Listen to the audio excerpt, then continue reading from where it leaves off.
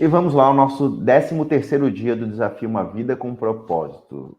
O capítulo de hoje, Adoração que Agrada a Deus. Esse capítulo tirou uma grande dúvida que eu tinha sobre a questão da adoração, que eu via aquelas coisas, né, na igreja antes de eu me converter, e até depois mesmo, eu achava muito sem sentido, das pessoas cantando músicas para Deus e ali se emocionando e tudo mais.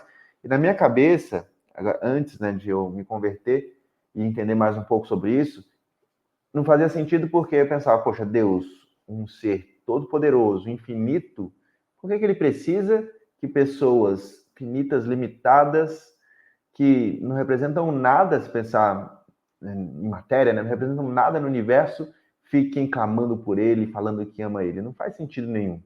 E até me colocando numa posição de pai. Eu, como pai, quando minha filha crescer, eu não vou querer que ela fique falando, pai, olha quanto eu te amo, olha quanto você é incrível. Não, eu vou me sentir reconhecido sim, mas ela não precisa ficar falando essas coisas. Eu não tenho essa necessidade, eu não quero que ela tenha e sinta essa obrigação. Então, para mim, nunca fazia sentido. Até que nesse capítulo resolveu algumas dúvidas. E, além disso, isso linkou com uma coisa que a gente fala na hipnoterapia de atitude mental, que eu vou fazer esse paralelo. Primeiro, algo que eu anotei aqui, o Senhor lhe deu emoções para que você possa adorá-lo com intensidade, mas elas devem ser genuínas e não fingidas. Isso aqui, no primeiro momento que eu li, reforçou ainda mais esse negócio de, poxa, não faz sentido a pessoa estar lá e se emocionando e se ajoelha para, assim, como se fosse uma obrigação. Isso não entrava na minha cabeça, mas aqui, o que ele explica? Ó, se Deus propositalmente nos fez todos diferentes, por que deveríamos todos amar a Deus da mesma forma? Aqui que retirou minha dúvida, porque até então eu acreditava que para você adorar a Deus, ou para você até mesmo ser um cristão, você deveria fazer tudo aquilo que aquelas pessoas que eu via faziam, deveria ser exatamente igual, mas não.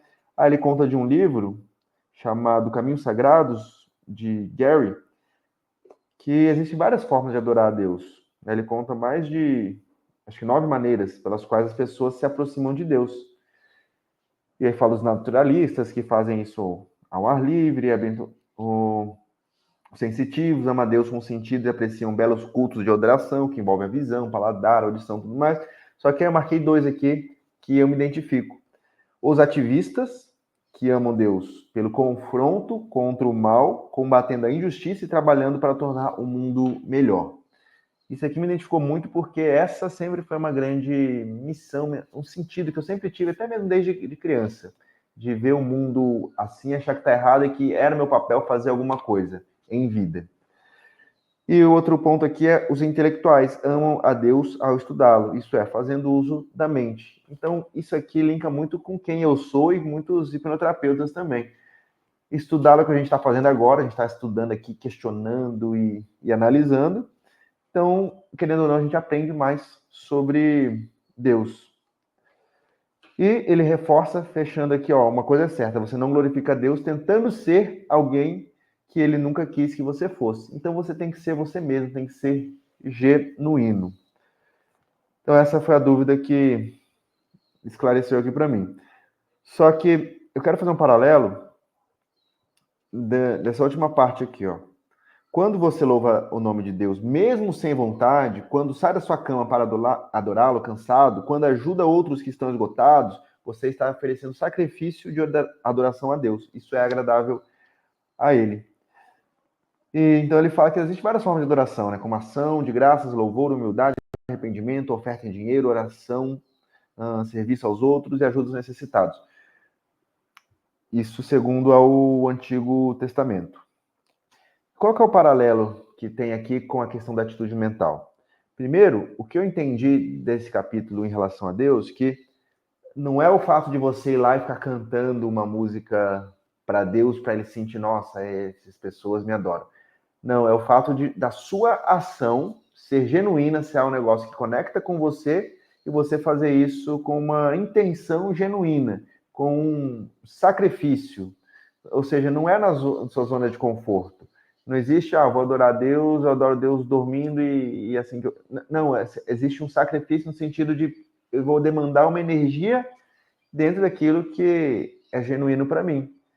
Então, a pessoa que vai lá e vai cantar, e vai fazer tudo aquilo, ela precisa tomar uma ação rumo a essa direção. E onde que isso entra quando a gente fala do processo de hipnoterapia? Dentro do processo de hipnoterapia, as pessoas que estão começando a aprender, elas têm algumas dúvidas, no sentido de que acha que o processo é 100% passivo, onde eu sou cliente, eu vou recostar lá na cadeira, aí o hipnoterapeuta vai falar as coisas, palavras mágicas, e eu vou levantar da cadeira e tá, tô ótimo, tudo bem. Externamente pode até parecer assim, só que tá longe de ser assim, porque o processo é um processo interno. O hipnoterapeuta ele é só um guia. Então, o guia vai te falar o que você precisa fazer. Então, você como paciente, você vai sentar na cadeira sim, mas você que vai precisar ir atrás das coisas que o hipnoterapeuta estiver falando. E você precisa fazer, depende de você. Como a gente fala, toda hipnose é uma auto-hipnose. Então, um exemplo bem simples, bem prático. Se o hipnoterapeuta fala, olha, dica para quem tem dificuldade aí em se entregar realmente ao processo. Se o hipnoterapeuta fala, então agora respira fundo e relaxa mais. Eu poderia simplesmente fazer assim, respirei fundo e eu relaxei mais? Talvez sim, talvez não.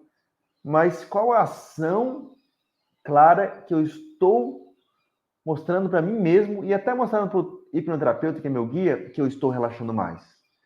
Não tem nenhuma dessa forma que eu fiz. Porém, se eu faço assim, ele fala, respira fundo e relaxa mais. Eu faço assim, ó. Agora sim, eu fiz uma ação física mostrando para minha mente que eu quero seguir nesse caminho, mesmo que não seja inicialmente genuíno, mesmo que eu seja, não, deixa eu abaixar o ombro, que o ombro representa relaxar mais. Mesmo que seja dessa forma, eu estou seguindo as instruções de uma forma melhor, eu estou entregando mais.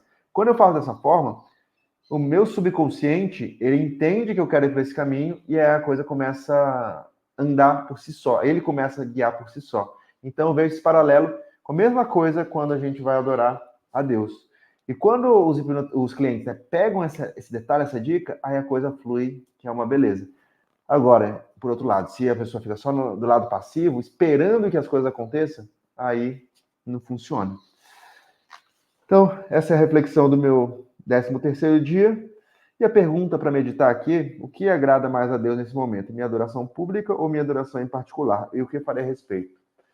Nesse sentido, o que eu entendi aqui, o que agrada mais a Deus é a minha adoração particular, porque a minha adoração pública eu ainda não encontrei uma forma genuína de fazer essa adoração pública. Quando eu vou no culto e tal, eu escuto as músicas e até tento cantar as músicas que eu sei, mas eu, de forma genuína mesmo, que eu sinto a emoção, é quando eu faço essas ações e faço essas coisas que eu estou aprendendo aqui.